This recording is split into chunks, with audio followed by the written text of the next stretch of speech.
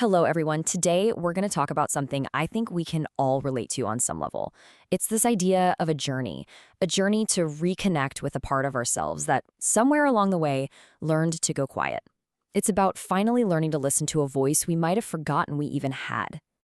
This quote right here pretty much says it all. We get so caught up in our thoughts, right? Our plans, our anxieties, our to-do lists. We just live completely inside our own heads. And we forget that we're so much more than just a brain. This is really a story about how we can start to remember the rest of ourselves. Okay, so let's get into it. How does this whole disconnect even start? Why is it that a core part of who we are learns to just shut down? This is such a critical idea. We usually think about hurt as being caused by some big, obvious event, right? But there's this other kind of wound, a much quieter one that comes from all the things we were never allowed to do or feel. The anger we had to swallow, the tears we couldn't cry, the words we were told not to say. Do these sound familiar? Yeah. For so many of us, we absorb these unwritten rules when we're growing up. We learn that to be loved, to be accepted, we have to kind of sand down the edges of who we really are. We learn pretty quickly that certain emotions, certain needs are just not okay. And this is what happens. In order to get by, to fit in, some part of us learns to just go silent. It doesn't actually disappear. It just goes deep into hiding, waiting. And so we grow up, we function, we seem fine on the outside, but a really fundamental piece of who we are isn't there. So what does that silence look like over the years? Well, it often creates this new personality, this persona, that has to carry this incredible and usually invisible weight. Oh, we all know this person. And let's be honest, maybe we are this person. The one who's always there for everyone, always understanding, always the strong one. The person who, from the outside, looks so good. But being that good, it comes with a heavy price. It usually starts right here. It becomes a habit, almost a reflex, to put everyone else first. Your own needs, your own feelings, they just automatically get pushed to the bottom of the pile. And then there's this, the sheer effort it takes to just endure. It's that quiet choice made again and again every single day to just handle it, to not be a bother. It's definitely a kind of strength, but it's the kind that just slowly drains your battery. And this one, wow, this is where you can really see that huge gap between what's going on inside and what we're showing the world. The mouth says, I'm fine, it's okay, but inside, your heart is just screaming that no, actually things are very, very not okay. And here's the thing we have to understand. This isn't a weakness. It's a survival strategy, and a powerful one at that. All of this behavior is rooted in one of our most basic human needs, the need for love and connection. We learned somewhere along the way that to get that love, we had to hide the parts of us we were afraid people wouldn't like.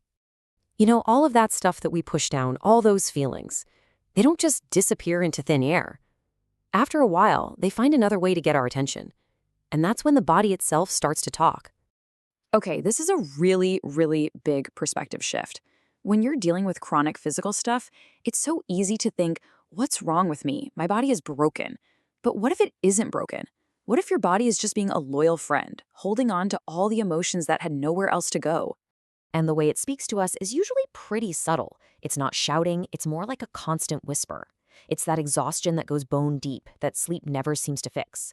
It's the random aches and pains that don't have a clear medical cause, that constant tension in your shoulders or your jaw. Or maybe it's just a general feeling of unease, something you can't even put a name to. So this brings us to a real turning point. Most of us has been trained by ourselves, by others, to ask this critical question. What's wrong with me? Why am I like this? But the real path toward understanding and healing starts when we can learn to ask a much gentler, much more compassionate question. What have you been through? You see, when you start asking that gentler question, it opens up a whole new way of looking at what it even means to heal. So let's just redefine healing for a second. It is not another self-improvement project. It's not about trying to become some new, better, shinier version of you. It is simply an act of returning. It's a journey back home to the person you've been all along, underneath all those layers of who you thought you were supposed to be. And coming home means you get to reclaim these basic fundamental rights. The right to actually feel your feelings, all of them, without judging yourself for it. The right to not be okay. The right to say no and not feel riddled with guilt. And so importantly, the right to have needs and to ask for them to be met. Okay, I know. This can all sound really big and overwhelming. Like, great, but where on earth do I even begin? The good news is, the very first step is actually an incredibly small and something literally anyone can do. The whole practice is this simple. First, you just stop for 1 second in the middle of your chaotic day. Second, you gently ask yourself one little question. And third, and this is probably the hardest part, you don't try to fix or change or analyze whatever comes up. You just stay with it. You just notice it. And this is the question. It's not, how are you? Because we all have an automatic answer for that, right? It's, right now, what do I have here?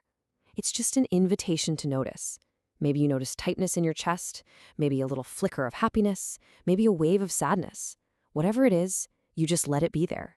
This is how you start to listen again. And that really brings us to this final thought, and it's probably the most important one. Your body, with all its aches and pains and its tiredness, it has never been your enemy. It has actually been your most loyal friend, patiently holding on to all the pieces of you that you had to forget in order to survive. And as you start this gentle journey of returning to yourself, it will notice, and it will finally be able to take a breath.